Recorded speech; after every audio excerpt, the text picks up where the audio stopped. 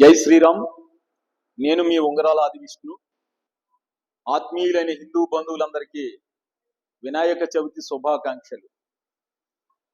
మూసిక వాహన లోక పూజిత, విఘ్నాలు తొలగించు విజయ ప్రదాత, ఆర్తజన రక్షక భక్త జన పాల, ఆర్తజన రక్షక భక్త జన పాల, దీన బాంధవ కరుణ దీవించి మమ్మేలు, జయ గణనాయక వినాయక వింతిని వినుము శుభదాయక.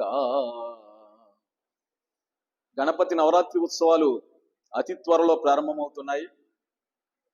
ఈ గణపతి ఉత్సవాల్లో అత్యంత క్రియాశీలక పాత్ర పోషించేటటువంటి యువకుల కోసం ఈరోజు ఈ వీడియో చేస్తున్నాను. మీరంతా కూడా అమూల్యమైన మీ సమయాన్ని వెచ్చించి వ్యయ ప్రయాసలకు వచ్చి మన భారతీయ సంస్కృతికి సనాతన ధర్మానికి ప్రతిరూపమైనటువంటి ఈ గణపతి ఉత్సవాలను ఎంతో భక్తి శ్రద్ధలతో నిర్వహిస్తున్నందుకు ఈ యువతరానికి నా హృదయపూర్వక అభినందనలు, శుభాకాంక్షలు తెలియజేస్తున్నాను. ఇదే సందర్భంలో మీరు గణపతిని ఎంత భక్తి శ్రద్ధలతో పూజిస్తున్నారో అదేవిధంగా గణపతి తత్వాన్ని కూడా అవగాహన చేసుకుని ఆయన చరిత్ర నుంచి నేర్చుకోవలసినటువంటి విషయాన్ని మీరు తెలుసుకోవాలని ఈ సందర్భంగా నేను మీకు తెలియజేస్తున్నాను. ఏమిటి గణపతి తత్వము అంటే, గణపతి కంటే అందమైన రూపము కలిగినటువంటి దేవుళ్ళు ఎంతో మంది మనకు ఉన్నారు. ఉదాహరణకి రామచంద్రమూర్తి ఆజానుబాహుడు, అరవింద నేత్రుడు, పుంసాం మోహన రూపాయ అని ఆయన్ని వర్ణించారు. అంటే పురుషులు సైతము మోహించేటటువంటి జగన్మోహన సౌందర్యము రామచంద్రమూర్తి సొంతము అని కవులు వర్ణించారు. కానీ అటువంటి రామచంద్రమూర్తికి కానీ అలాగే జగన్మోహన సౌందర్యము కలిగినటువంటి శ్రీకృష్ణ పరమాత్మకు కానీ ఆది పూజ్యత అనేటటువంటి ఘనత దక్కలేదు. కానీ గణపతికి మాత్రము యుగయుగాలుగా, లక్షల సంవత్సరాలుగా, అలనాడు త్రేతాయుగములో పుత్రకామేష్టి యాగము చేసినప్పుడు దశరథ మహారాజు మొదలుకొని మొన్న 2024 జనవరి 22వ తేదీన అయోధ్యలో బాలరాముడి విగ్రహ ప్రతిష్ఠ చేసినప్పుడు నరేంద్ర మోడీ గారి వరకు ప్రతి ఒక్కరూ, అంతెందుకు మన ఇంటిలో శుభకార్యం జరిగిన, పెళ్లి జరిగిన, పేరంటం జరిగిన, గృహప్రవేశం జరిగిన, బారసాల జరిగిన, సత్యనారాయణ స్వామి వ్రతము జరిగిన గణపతిని పూజించకుండా ఏ పని కూడా మనం చెయ్యలేము. మరి గణపతి రూపాన్ని గురించి మన కవులే వర్ణించారు. గుజ్జు రూపమని, అంటే కురసగా ఉంటాడని, లంబోదరుడని, అంటే ఎక్కువ పొట్ట ఉంటుందని, గజముఖుడని, ఆయనకు ఏనుగు ముఖం ఉంటుందని మనకు తెలుసు. అవన్నీ కూడా కారణాంతరాల వల్ల అలా జరిగాయి. ఆయన కారణజన్ముడు. మూషికాసురుడు అనేటటువంటి రాక్షసుడు అయోనిజుడు, ద్విజన్ముడు, ద్విరూపుడు అయినటువంటి వాడి వల్ల మాత్రమే నాకు మరణం కలగాలి, ఇక వేరే ఎవరి వల్ల మరణం ఉండకూడదని వాడు తెలివిగా వరం కోరుకోవడం వలన స్వామి అయోనిజుడుగా, ద్విజన్ముడుగా, ద్విరూపుడుగా ఆయన అవతరించడం జరిగింది. అటువంటి రూపము ఉన్నప్పటికీ కూడా యుగయుగాలుగా దేవదానవ గరుడ గంధర్వ కిన్నెర కింపురుష యక్ష మానవ జాతి చేత పూజలు అందుకుంటూ ఆది పూజలు అందుకుంటున్నటువంటి మహానుభావుడు గణపతి.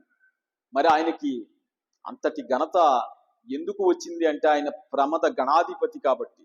ఆ ప్రమద గణాధిపత్యం ఎలా వచ్చిందో మీరు అందరూ చూసే ఉంటారు. వినాయక విజయం సినిమాలో ఆ ప్రమద గణాధిపత్యం కోసం సుబ్రహ్మణ్య స్వామి కూడా పోటీ పడినప్పుడు ఎవరైతే ముల్లోకాలు ప్రదక్షిణ చేసి ముందుగా వస్తారో వారికి ప్రమద గణాధిపత్యం వస్తుందని అక్కడ పెద్దలు నిర్ణయించగా, సుబ్రహ్మణ్య స్వామి మయూర వాహనంతో ఆయన లోకాలను చుట్టుముట్టి రావడానికి వెళితే, మన స్వామి గణపతి మాత్రము తన బుద్ధి కుశలతను ఉపయోగించి తన తల్లిదండ్రులైనటువంటి పార్వతీ పరమేశ్వరులకు ప్రదక్షిణ చేసి వారిలోనే సమస్త లోకాలు, సమస్త తీర్థాలు, సమస్త క్షేత్రాలు ఉన్నాయని ఆ విషయాన్ని గ్రహించి వారికి ప్రదక్షిణ చేయడం ద్వారా ఆయన విజేతగా నిలిచి ప్రమద గణాధిపతి అయ్యారు. అంటే ఇక్కడ మనం తెలుసుకోవలసిన విషయం ఏమిటంటే ఆయన తల్లిదండ్రులను పూజించి లోకం చేత పూజించబడుతూ ఉన్నాడు. అంటే మనం కూడా ముఖ్యంగా యువతరానికి ఈ విషయం నేను చెప్తున్నాను. మీరు కూడా మీ తల్లిదండ్రులను గౌరవించి పూజించి అప్పుడు గణపతిని పూజిస్తే గణపతి అనుగ్రహం మీకు ఉంటుంది. మీరు లోకంలో కూడా మీరు విజేతలుగా నిలుస్తారు. ఎందుచేతంటే తల్లిదండ్రులు, ఇక్కడ మీకు ఒక సందేహం వస్తుంది, గణపతి తండ్రి పరమేశ్వరుడు కాబట్టి పరమేశ్వరుడికి ప్రదక్షిణ చేస్తే ఆయనకి గణాధిపత్యం వచ్చింది, మరి మా తండ్రి పరమేశ్వరుడు కాదు కదా అని అనుకోవచ్చు. ప్రతి వ్యక్తికి తన తండ్రి పరమేశ్వర సమానుడే. ఎందుచేతంటే నిస్వార్థంగా నిష్కల్మషంగా తనకి అంటే కొడుకుకి మార్గదర్శనం చేసి దిశానిర్దేశం చేసి ఈ సమాజంలో ఎలా బ్రతకాలి, ఎలా ప్రవర్తించాలి, గొప్ప జ్ఞానాన్ని ప్రసాదించేటటువంటి గురువు దైవ స్వరూపుడు, పరమేశ్వర స్వరూపుడు. అందుచేత అటువంటి తండ్రి యొక్క మార్గదర్శనంలో ఎవరైతే నడుచుకుంటారో వాళ్ళు సమాజంలో కూడా గౌరవించబడతారు. ఇది గణపతి నుండి మనం నేర్చుకోవలసినటువంటి విషయం. తండ్రిని పూజించడం వలన లోకం చేత పూజించబడుతున్నాడు గణపతి. మనం తండ్రిని గౌరవించడం వల్ల సమాజంలో గౌరవించబడతాం. ఇది గణపతి తత్వం మనకు నేర్పినటువంటి సందేశం.